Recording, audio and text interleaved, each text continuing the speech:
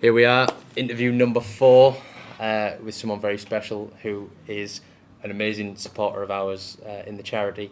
Does loads of great stuff for us. I'm pretty sure we probably ask for more of your time than anyone else's on the planet, and you give it all the time. So thanks for that.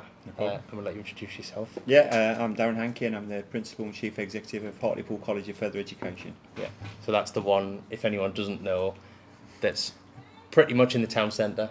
Town centre, a big airplane in the car park. That's what I was going to say. It's the one with the big airplane in the car park and the restaurant attached and all that kind of thing. I'm going to come back to what your job and what you've got to do here in a sec. But the first thing I want to ask you, this is something that comes up a lot. Not when I'm in a school in Hartlepool, but any other school, any other local authority, anywhere else. No one seems to know about the aircraft hangar. Oh, right, okay. And and you see, have you been to Hartlepool College? Oh no, it's another college. No, it's not. It's got an aircraft hangar.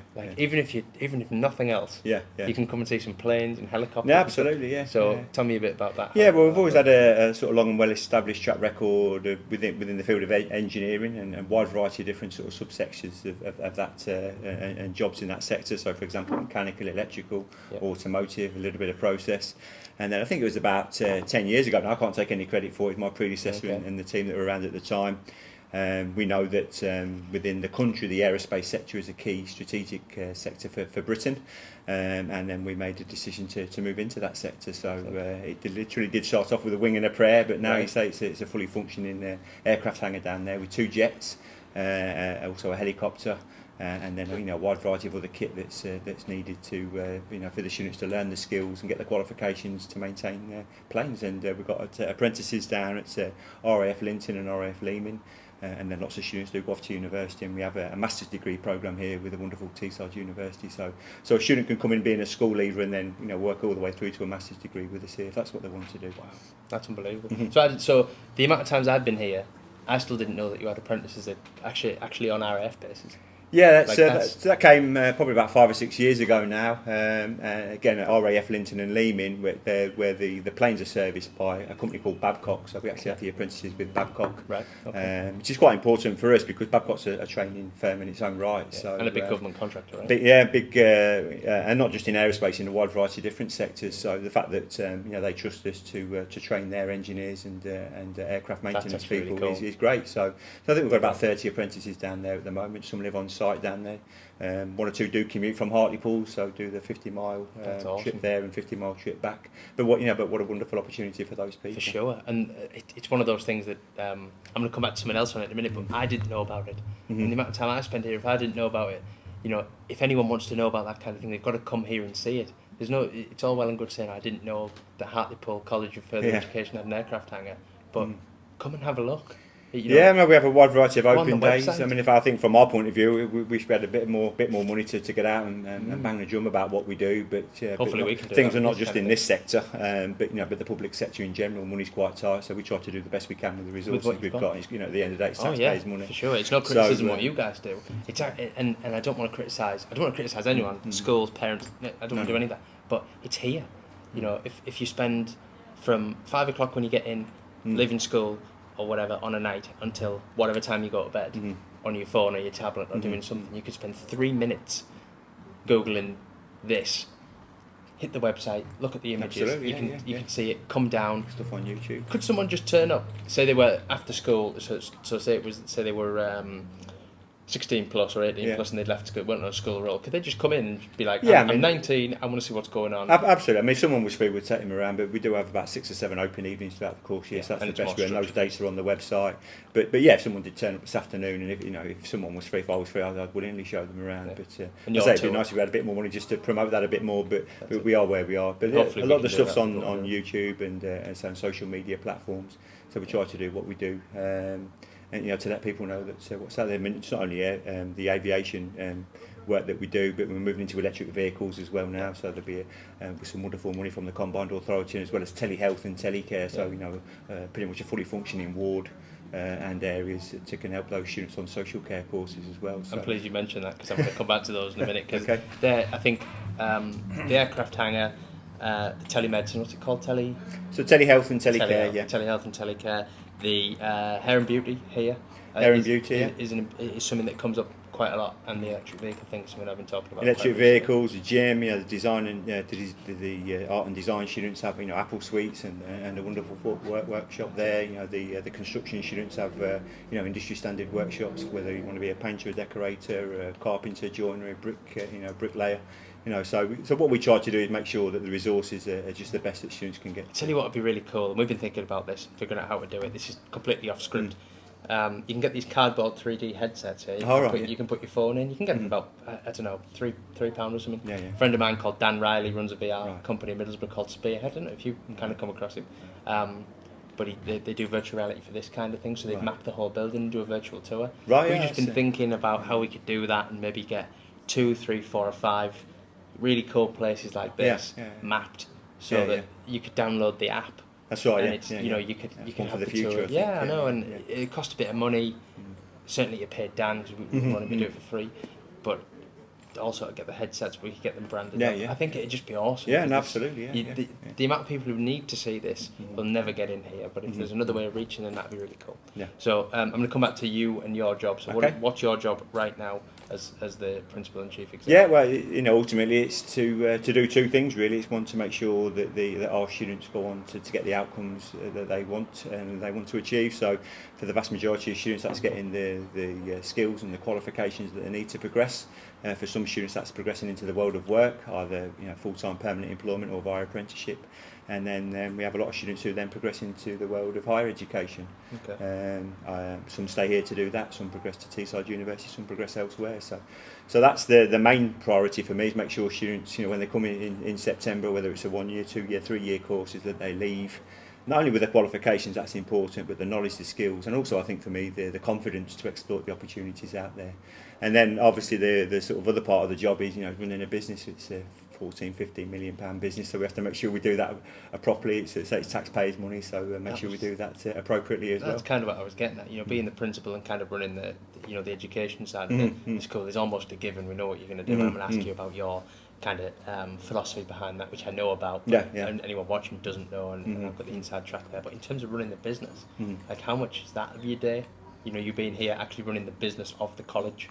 Yeah, no, it's I say the 2 things run in tandem, making sure the students get the outcomes, but then run the business. But obviously, if you run the business effectively, then that helps the students get the outcomes. Sure. So, but that's a big responsibility. No, absolutely, to do that, as well as delivering on everything else. Absolutely, yeah. So, but I'm quite blessed here. I've got wonderful people who work in the senior team, and then wonderful people who work throughout the college. So people who look after finance and health and safety and data and all those sort of types of things, as well as wonderful teaching staff who make sure the students get the best experience possible. Excellent. Just coming off the script again a bit, just because I've asked this in the previous interview, in terms of when you bring people in, whether it's teachers or management or however any of that comes together, do you try and promote from within? So they do it the kind of Hartlepool FE way, or do you always go external, or what's the balance? Yeah, I think I've seen someone just got a promotion actually. Sean. Yeah, we've got some wonderful people here, and obviously we try to provide opportunity. But I think ultimately you just want the best people to do the job. Yeah. So yes, we do go externally for posts, but then people internally can apply for those posts as well. Yeah. We do have a bit of a track record of promoting with them, but that's quite pleasing because that's giving people a chance and the opportunity to grow their careers. Yeah. Exactly, and Sean, is it Sean Hope? Yeah, Sean. So you've got to give him a shout out because that was only last week, I think. He officially started on the 1st of May, but saying Sean sort of came in as a lecturer probably about 10 or so years ago now, over 10 years ago now. He's worked his way up. So now, as I said before, he runs the curriculum side of it, and I've got a wonderful woman called Karen who helps me run the business side of things, keep the books right and health and safety and the facilities in top-notch conditions. So that's good. That's good. So we'll come back to the facilities in a minute, but I really want to get to the bit that I love the most about you and your story, and that I tell everyone about. Right. I remember the day you told me that you tell everyone that. Yeah. I was like, awesome, because I'm going to do the same thing. Yeah. I want, it's just awesome the way you started, how you've built the philosophy around the education here. You've got the 5 pillars, right? That's what Hearts. Yeah. Just tell me the whole thing. Well, I suppose, as you can probably tell from my accent, I'm not from this part of the world. Yeah. I'm from a wonderful city called Leicester. Well, And a that couple of is years a ago. wonderful city. I grew up and was raised there. But I always say to people, if you've seen the TV show Shameless, which is nothing to do with Leicester, it was filmed in Manchester and set in Manchester. But pretty much the Gallagher family on the Chatsworth estate, that could have quite easily been my family where I sort of grew up. I've got 4 half brothers, 4 half sisters. We didn't necessarily live all together at the same time. So life was a bit sort of hectic and chaotic. Mother did work hard. She had periods of being out of work, but then when she did work, it was relatively low level work, but she was quite hard working. And then her and my father split up when I was quite young, and then a couple of sort of stepfathers. One pretty much didn't work, but one again worked, but pretty much low level work. So money was a bit hard to come by. I had 3 school meals all the way through primary school and secondary school. You used to get a big ticket in the morning that you had to hand over at the end of the dinner queue, so it was a bit, you sort of shone a light on who was getting free school meals. Yeah, it's a bit more discreet now, and you can have them on cards and stuff. Sure. So, so when I left school, I could have done better leaving school, but I just wanted to go into the world of work, which is what I did, and that was great. A bit of money in my pocket, get a car, which was wonderful, and then I think I had my first overseas trip. Holiday without adults to lads, San right. Antonio in Ibiza, summer of 1986, vaguely remember it. And then start doing the things that teenagers like to do, and that was great for a short period of time while I was living at home or living with my grandparents, a bit of money in the pocket. But then you fast forward a couple of years and you realise that the car keeps breaking down, so you want a better car and different holidays, and you want to try and get your own place and that sort of type of stuff. So I appreciated that, and you probably needed a better job, but I couldn't get a better job with the qualifications that I left school with. So for me, that was back to what is now called Leicester College. It wasn't called that at the time, and that was in 1988-89 academic year, just for 1 night a week. And one of the teachers there said to me, had I thought about going to university, because he thought I had an aptitude for it. So little did I know in 1988-89 that would end up in 4 years at night school, so working full time, because I wanted that money coming in, and still wanted to give me that lifestyle that I had, but I also wanted to get the skills and qualifications, so the only way for me was doing it at night school. But that was 4 years, and the last year, 91-92 academic year, that was 4 nights a week. But that ultimately got me the qualifications. It brought me to Sunderland University in the North East. And that was it? You never looked back? No, that was it. I always sort of say that college, I say it's called Leicester College now, that transformed my life. And then I had 3 great years at Sunderland, managed to do my second year of a degree in America, which again, that opportunity was afforded to me by being at Sunderland University. Wow. I then went down to London to train to be a teacher, and did 6 years teaching in London. So Greenwich University, where I got my teacher training qualification, that kicked me on again. Awesome. And then I did a master's degree for 2 years at the University of London. So everything I've done has kicked me on. But I think if you look at the root of it for me was the FE College, which is now called Leicester College, and then Sunderland University really sort of kicked me on. And it took me from being relatively not confident and not knowledgeable to getting what I want for the students really is not only get the qualifications, but the knowledge, the skills, and the confidence to exploit the opportunities that are out there. It's unbelievable. And I want to come back to the 5 pillars, but we were speaking to someone. I was in school the other day and speaking to a lad, and he just didn't believe he could do anything. Mm-hmm. He's got no aspiration at home. Maybe he does. I don't know. I'm just trying to read between the lines. But he doesn't think he can do anything. Maybe someone's... And I said to him, if there's a voice in your head that's telling you can't do it, someone's put that there. That's not your... You don't. No one believes that about themselves. They've just accepted a belief for someone else. Yeah? And I think there's a lot of great stories in our community and businesses and schools and colleges that we work with, but yours kind of stands out because I bet at that time the only difference between you and anyone else was that you didn't have it, but you were going to get it. You were going to go and get the education that you needed, and you had the kind of belief and the self-esteem and the confidence and that kind of thing to go and do it. It would have been easy for you to say, I can't do it. Yeah, no, they're easy, yeah. And, I think for me, the penny dropped when I was working, 16, 17, 18, and it was, for a wonderful firm, WH Smith, which is still going, but it was in the warehouses. in many respects, it was a good firm to work for. You know, for example, we had a non-contributory pension scheme. You know, discount on books and stuff from WH Smiths. But the job wasn't a great job. It was just moving books around in a dirty warehouse. And you know, for me, it was just like, I don't want to do this for the rest of my life. I just really do not want to do.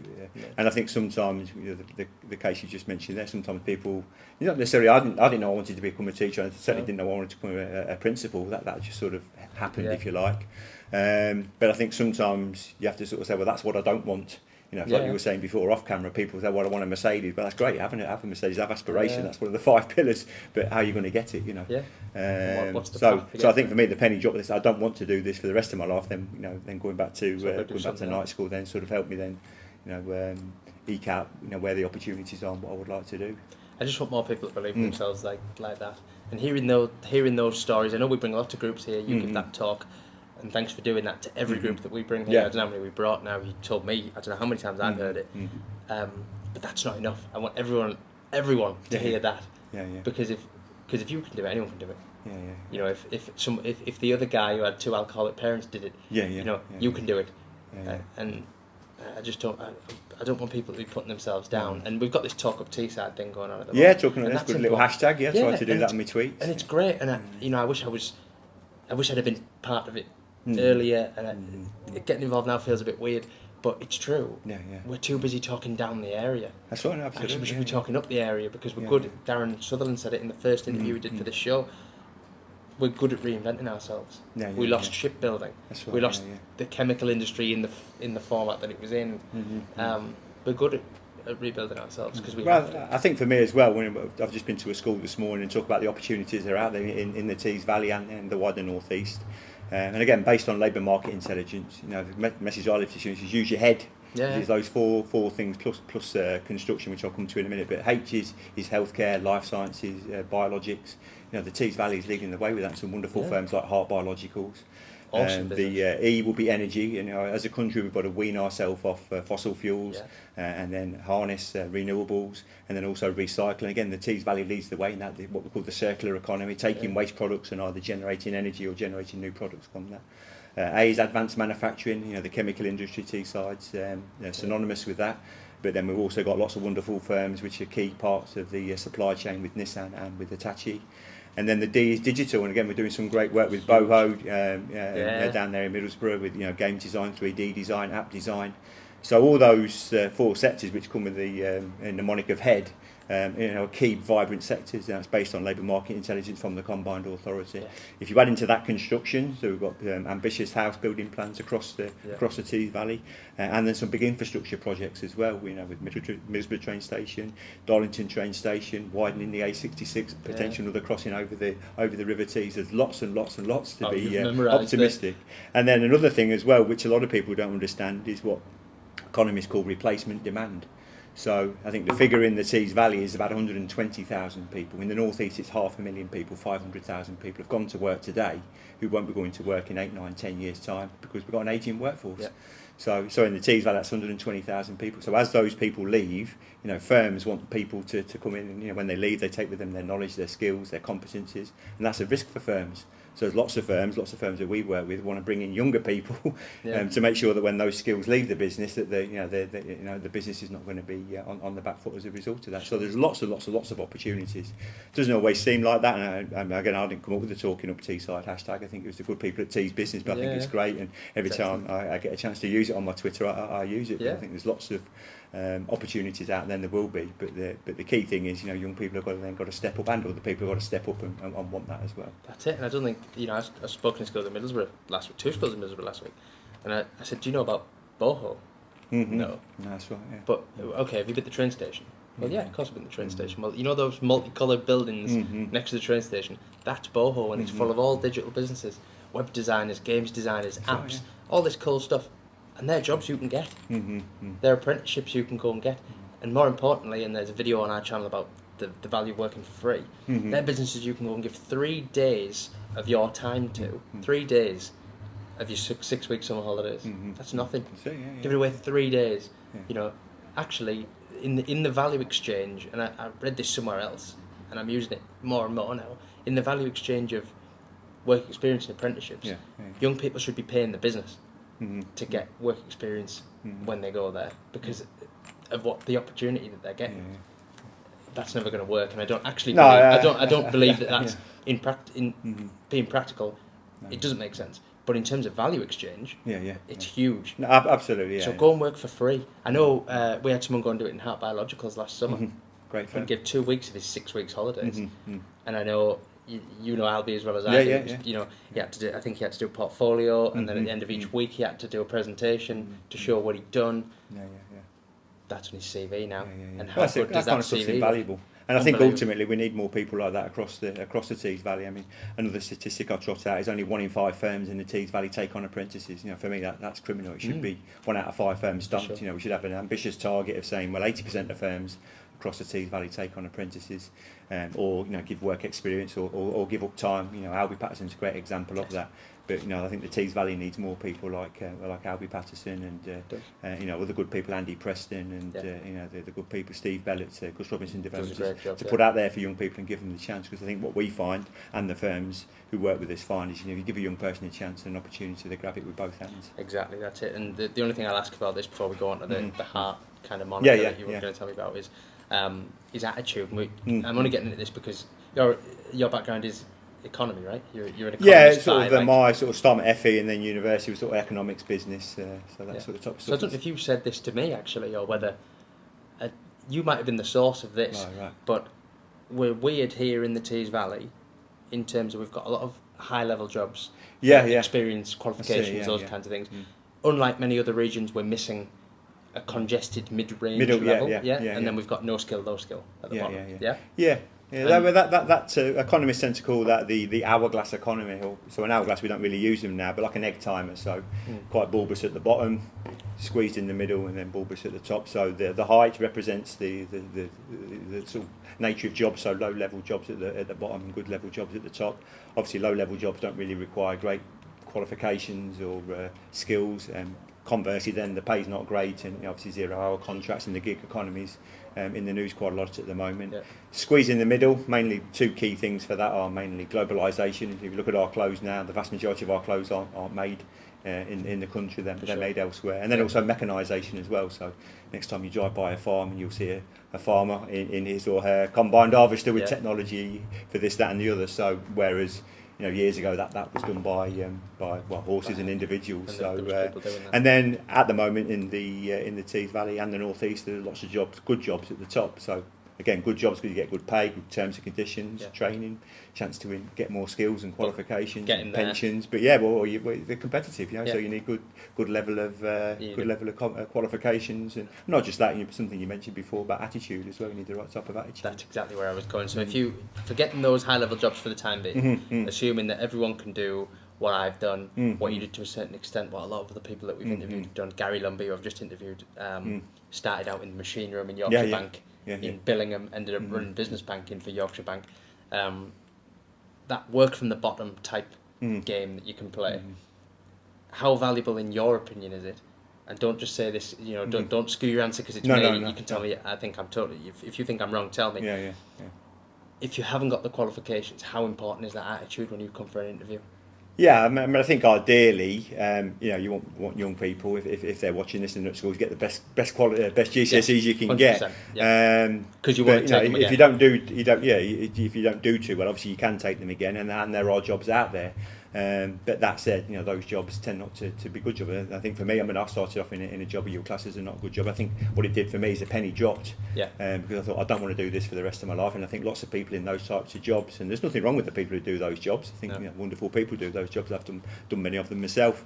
But I think if we speak to people, you think, well, I don't want to do this for the rest of my life. And what can happen then is you then get trapped in that sort of gig economy, 0-hour sort of type way of working.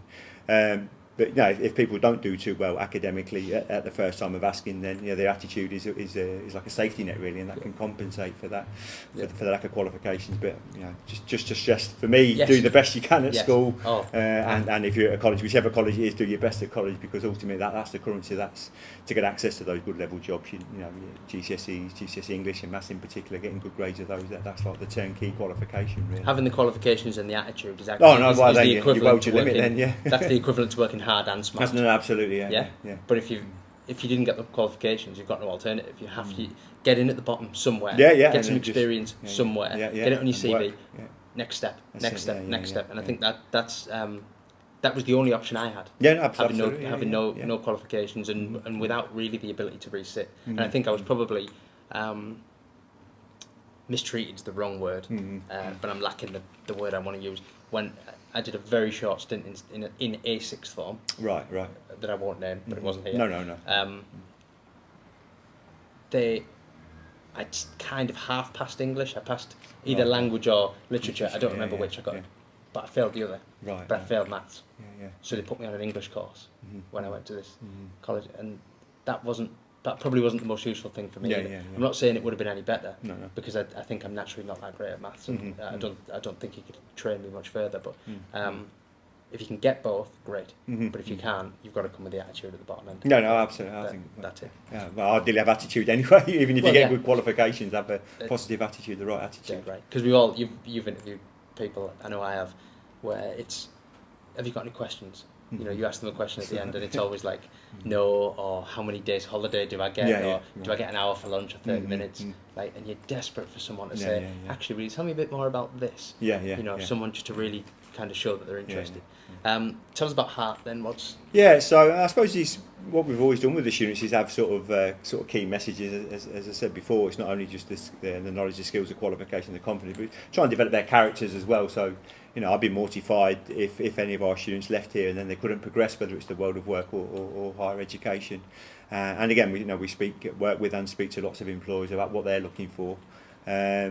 These messages we've given to students over a number of years, but this year we just tried to crystallise it. So the H stands for hard work. I think you tweet every time you come in and see the Alex Ferguson quote that hard work will always overcome natural talent. It's going on Instagram. That's right. Yeah, natural talent doesn't work hard enough. So we're just big believers in that. Just knuckle down and work hard, and obviously work hard at the right things as well. But that is a key thing, and that's a key thing that employers look for. Because it's coming. Regardless of what you do in life, absolutely. Unless you're going to live on the dole for your entire life, you're going to have to work hard at some point. GCSEs, A-levels, dissertation, first job, anything. It's getting the habit of working hard. The A is ambition and aspiration. And you probably could have them the other way around, really, but then it doesn't fit into the mnemonic of Hart. So, my granddad always used to say to me, life's not a dress rehearsal, and it's right, isn't it? We don't get to the end of our life at, whatever that may be, 75, 80, and think, well, that was okay, let me just turn the clock back a few years and I'll do things differently. This is it. I think Eminem said in the film 8 Mile a few years ago now, probably showing my age, but there's one chance, one shot, one opportunity. So this is it. So if you have an aspiration, have something you want to do. I've been amazed watching Tim Peake, and you think, well, that's great, must be up on the International Space Station. So, if someone wants to be on the International Space Station, well, that's great. Not everyone can, but someone's got to be up there. And there is no book to say because you're from Hartlepool or the Tees Valley that you can't be on the International Space Station. So the ambition and the aspiration, for me, I suppose that really comes first, and the hard work comes after. Because if you've got an ambition, an aspiration, but you don't work hard, for me, there'll be a pipe dream. And you'll be what I call a woulda, coulda, shoulda person. I would have done this, I could have done that, I should have done the other, and then your life will pass you by. So the aspiration and the ambition you have, married then to the hard work, then you start getting the sort of right type of characteristics. The R is resilience and tenacity. Call it backbone, spine, grit, whatever we want to call it, because as we know, life doesn't always go in a straight line. There's curveballs come out, bumps in the road come out all the time, and for me it's how we deal with those. It's and fundamentally there's two ways of dealing. When you get a setback, do we just throw the towel in, so that's it, it's not for me, quit, or do we say, that's not gone how I expected it, but let me dust myself down, get a bit of support here, find out, use that as an opportunity to learn, to develop and to improve and to do better next time. So easy to throw the towel in. Yeah. You could have thrown the towel in. Oh no, many times. T is to be thankful and grateful, and I think sometimes we lose sight of what we've got. If you look at the country as a whole at the moment, obviously people have different views of it, but I love being British. It's we've got free education up to the age of 18, free healthcare, democracy. We might not necessarily like the outcome of voting, but we've got a democracy. We've got the rule of law, we've got liberty. People can up sticks and go and live to Plymouth or Scotland if they want. We've got that liberty to do that. We're a diverse country, and I think there's lots to be proud of to be British. But I think sometimes we lose sight of that. So be thankful and grateful. grateful. And obviously, certainly here at our college, you've got a wonderful facility. Some of the stuff we mentioned before, and be thankful and grateful for that. We've got people here who are geared up for your success. So just have a bit of gratitude for that. So just little things that we want students to do is smile, hold the doors open, say please, say thank you. Yeah. If someone holds the door open for you, say thank you, say you're welcome. Just little things like that make the college run a little bit smoother. And I'm not just saying it because we're here, but I've seen that a bunch of times here. Yeah, we try to. The students have got they do have the right attitude. They do follow those kind of things. In the try majority. to instill that. Yeah. And so that's the T, and then the S is just self-aware and sort of self-regulating. We do know that the teenage brain is developing. Yeah. We do know it develops from the back, and we do know that the executive function and the controlling function is at the front. So that's the last thing to develop. And we know that the bit for reining yourself back in, and also the bit for risk taking develops before the bit for the executive function. So we work hard with students just to be mindful of that. Yeah. We're in an establishment where there's up to 6,000-7,000 people, so not everyone might want to hear you shouting or singing at the top of your voice or using your mobile phone. So just be a bit self-aware and self-regulating. So so all those things are the hard work, the ambition, the resilience, thankful and grateful, self-aware and self-regulating. For me, they're things above and beyond the education. That's just to try and make our students better individuals and exploit the opportunities that are out there. Excellent. I just want to cover a couple of things. I think I'm going to come back to the medicine, the electric vehicle, and the other stuff. I always talk about the aircraft hangar because it's cool and it gets people's attention. But actually, the other stuff is genuinely cutting edge. No, absolutely, some of those people might be the first people qualified to do those jobs. Absolutely, right? And they could be qualified here in Hartlepool or yes, we're in Hartlepool, further Tees Valley. You might be the first person to be able to service an electric vehicle, or the first cohort of people. Like, is it 2030 we're going to stop making diesel cars? There was something where we want to try and wean off traditional petrol and diesel powered cars. But the electric vehicles, the labour market intelligence shows us more and more people are buying those. We're now getting more second hand. But we also know that there's a dearth of people to service them, so we need people to service them. One statistic I read when we were putting the bid together, that if you've got a pacemaker and you do the wrong thing with your electric vehicle, that could pop your pacemaker. Wow. Similarly with telehealth, telecare, the traditional method is, if someone's a little bit poorly, is someone goes out to visit on a day-to-day basis, so it's clogging up the road trying to get around. But now they're just monitored up, and then are they up? Is the blood pressure where it needs to be? That's it. Yeah. So that can be done remotely if there's any issues. And it's done with you can send biometric watches some kind of sensor that you have. Yeah. Similar to the sports people. That's right. Yeah. So all that monitoring can take place, via an app or centrally somewhere, and then you can obviously then deploy your resources more effectively. So some of that stuff, will be cutting edge, and that's what we try to do here. With the design people, we've just updated the Apple suites and studios, because that's the technology that the designers use. They don't use sort of standalone computers, they use Apple Macs, which is great. But then, from my point of view, we've got to invest in that to make sure they get the skills that employers want. And how do you get it supported and all those kind of things? So it's important. And this is all at a college, and forget college, an educational establishment, which is, I'm going to try and remember the statistic, but I think 2 years ago, maybe a year ago, the best apprenticeship college in the northeast, second in the country. We're still one of the best in terms of. So that's the achievement rate of our apprentices. When they complete a programme. So in terms of achievement rates, our apprentices are certainly the best in the northeast. In terms of nationwide, I don't think we're top 2 now, but we're certainly top 10. We've been top 10, top 10%, for the last sort of 4 or 5 years, And again, we just try and work hard with the students and work hard with the firms who we work with to make sure the firms benefit from they're getting the skills that they need, and then obviously the students benefiting because they're getting an opportunity. And in many respects, it's a wonderful opportunity. Again, to gain the knowledge, the skills, the qualification, and the right attitude to exploit the opportunities that are unbelievable. There. And it's all here. And you can it's all here. And you can get sunny the bus. Hartlepool. Doesn't matter where you live. I've even thought about it from Middlesbrough. You could get the bus from even if you lived right out at South Bank, it's 2 buses. Yeah. Right. Okay. Your South Bank to Middlesbrough bus station. Change buses. Get on the 36. It's a fairly long bus, but it's not earth-shattering. You could get here. Get yourself to here. I think there's a bus stop right outside. You could probably hit it with a rock from here, from your window. Yeah. And walk into college. It's a good town centre. You've got the marina there. Like, what an opportunity. I want to talk really briefly about females. Oh, right, yeah, okay. Because we're trying really hard to get more female role models, business leaders, senior females in business, just to support the young girls that we encounter in the charity, but also any 25s that could be watching this show. I guess it's kind of a two-part question. Right. What do we need as a region? I think we've got some of it. It just doesn't come out very often, and we maybe need to get more. But what's the balance that you see here in terms of, and maybe a little bit controversial, but girls doing traditional boy jobs? And vice versa. What's the... Yeah, well, obviously, two big curriculum areas here are engineering and construction, and by and large they are dominated by males. But what I would say that we have some great success with female students. So we've got a young female student called Rebecca Hodge, who's just won a regional. She was highly commended in Student of the Year. She works at Gus Robinson Foundation, so she's a civil engineer at Gus Robinson Foundation right here with us at the moment.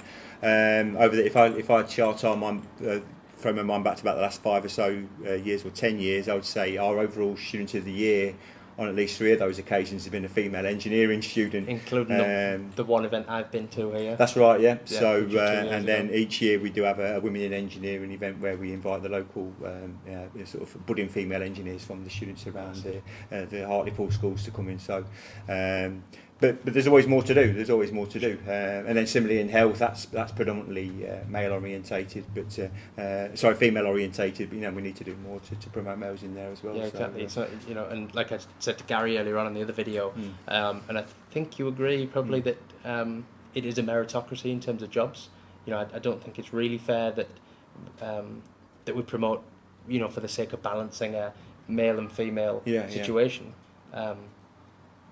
But I think we need giving more opportunities and those kind of things in some of these areas. I think it is a meritocracy, but I think there's things that happen to females, like for example, if they have children and then sort of time away from work, then probably getting back into a level where they would have been if they didn't have children, which obviously tends to happen to males. So so moving forward, we probably need more males to take the shared parental leave and that sort of type of stuff. But it's, I think there's always more to do for colleges, more to do with businesses too, because I think there's some wonderful female talent, and we've certainly found that, and Rebecca Hodge is a great example of that. For people to give them a chance, especially in a predominantly male environment. But again, going back to what I said before, if you give anyone a chance, whether they're a male or a female, for me, by and large, they'll grasp that with both hands. So we're always looking for female, inspiring females. It doesn't really matter what they do. They don't have to run a business, just as long as they do something in this area and they're female, just so we can have another role model. Because we've got loads of male role models where Teesside's old money. There's loads of old grey-haired guys who do everything. We just want everyone else coming through to kind of... We've got some good female role models in the team. We've got Emily Bentley, who I think you do some work with, definitely. And I think if my memory serves me right, certainly the chief exec of Hartlepool Council is a female. Yeah, I think so. And I think also at Darrington as well. I think she is. Ada at Darrington is sort of stepping down, I think, or retiring. So there are wonderful female role models out there. There's Jane Turner at Teesside University who does some great things. She does. So there are the people out there.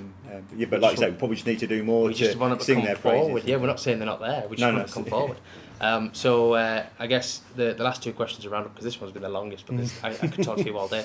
The first is, we do this thing with all the groups we work with in the charity, asking 3 questions. They've got to write 3 lists. Oh yeah. What job do you want to do? What do you want out of life? And what do you like doing outside of school? For the purposes of this conversation, what do you want out of life? Whether that's a car, a swimming pool in your back garden, a helicopter, if you want, your own private jet like Darren's got, like what's that thing for you? I'm big on everyone having loads of little goals as they work towards a big goal, because I think jumping from big goal to big goal can make people feel like they failed in the interim, or they're not moving in the interim. But you've got to, what's your goal? It's different now to when you were 20 and when you were 30. My goal now. What is it now? What's that thing you want? Well, I'm not really that materialistic in terms of cars or anything. No, so I suppose it would be if I could retire and have quite a long retirement. So I think at the minute the job is all consuming. And I've raised a family that's all consuming, so I think it'd be nice to have a sort of long retirement to sort of do things at the minute that I'm not getting a chance to do, because quite right, the work and family sort of take precedence. So I suppose that'd be a goal at the moment. But in terms of cars and stuff, I've got a 10-year-old Ford T-Max that I drive around, so I'm not that materialistic as such. Yeah. So, but then ultimately, and genuinely, me is to do the best for the students that come. As long as I'm at the college, is to genuinely do the best for the students that come here. Because when I was at the school today, is one statistic, and I don't think I've ever mentioned this to you, that they sort of just mentioned how proud I am to be British and good things about Britain. But if there's one thing I'm not very happy about, it's the fact that 7% of people in Britain go to private school. But then you look at certain sectors, they're dominated by people who went to private school, so the media, banking, finance, and I just think that that's unfair. That is unfair that people who go to state schools, people who, people like me who probably grew up on a council estate, we're being cut out from those opportunities, and I think that's wrong. So we're just talking about meritocracy. Yeah, no, absolutely. So on the face of it, there's a meritocracy, but then underneath that, underneath the line, so it's like an iceberg. You can see the top of the iceberg, what lies underneath, and those people, and I'm not decrying those people. They're obviously they're getting wonderful opportunities, but I think it's just a bit unfair that other people don't get those opportunities. So, and I'm not meaning that we reduced entry standards into the top universities or don't get access to the top firms. Because that has a bigger knock-on effect. So that that is something we want to try and address here. That when our students go out, say whether it's in the world of work or the world of university, they're going out with a fighting chance. Yeah. And it's going to be tough. It's going to be tough. We know that some of those things, private school, and again, I'm not knocking that the people who do that, but they are getting an advantage, and that's for me, it just doesn't seem fair. Maybe that's what they came for. We could talk about that. I'm sure all day. It is what it is. So keep doing what I'm doing. To answer your question, keep doing what I'm doing and try and retire. So maybe retirement's long enough and healthy enough and happy enough to do other things. That's funny because Gary Lumby just said the same thing. He's 10 years older than you are. Right. His view 20 years ago was different. What about yours 10 years? Because 10 years ago, what was it then? Yeah, I would have been a minute manager at the school, and if you at the college, if you'd have told me I'd have been principal 10 years ago, I probably would have laughed at your face. So I was probably a million miles away from that. But again, going back to the message we share with students, I've always tried to work hard and just knuckle down. And obviously, luck is a thing. We could go and put our 6 numbers on the lottery, and those numbers come up. That is lucky. But I'm also a big believer. If you work hard, then you generate your own luck. And that's it. Was it Gary Player, the golfer? The harder I train, the luckier I get, type of thing. So I think if you work hard, and then you put yourself in a position to exploit the opportunities that are there. So that's it. So 10 years ago, it probably would have been I was a middle manager at the college then, and teaching, enjoying my teaching was just to try and keep on doing what I was doing then. Right. That's it. So it certainly wouldn't have been about. I certainly wouldn't have been thinking about retirement. I don't think. Yeah, but it's never been about the flash car. No, I've never really been that. And we're sort of quite a humble upbringing, as I've explained. But I've never really been been more functional. Some people want that. Yeah, no, absolutely. And again, there's nothing wrong with that. Like I wanted it. I was making good money when I was 17, 18, 19 and onwards. Yeah. And it was all about that. Right. And then it kind of switched in my mind maybe when I was 25, and I was like, actually, this isn't what I want. That's right. Yeah. I'm doing a job I don't like to support a lifestyle that's right, I actually don't want. Yeah. And you've just got to, and you were saying about self-awareness, and that's what self-awareness is, I suppose. Last one, straight down the camera, if you don't mind. The message you've got for any 13 to 25-year-old job seeker / career seeker anywhere in the UK. It's not just Teesside. Anywhere in the UK, what have they got to do? Yeah, I just think it's 2 very, very simple things: just work hard and be nice. That's awesome. And you do a load of that. Thank you, man. I really appreciate it. Thanks a lot.